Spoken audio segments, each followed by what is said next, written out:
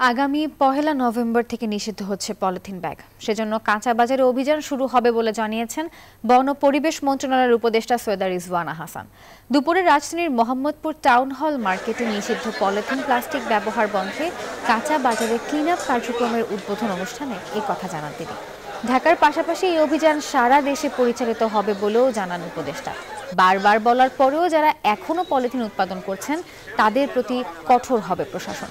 বিকল্প হিসেবে কাপড়, কাগজ ও পাটের সরবরাহ নিয়ে পরিবেশ অধিদপ্তর কাজ করছে বলেও জানান তিনি। সুপারমার্কেট শুরু করে দেবে 1 তারিখ থেকে, ওখানে পলিথিন প্রোপাইলিন থাকবে না। ওটাও আমরা তাদের সাথে মিলে একসাথেই কাজ করছি। অনেক সংস্থা এসছে যারা বিকল্প নিয়ে সুপারমার্কেটে যাবে, বসবে।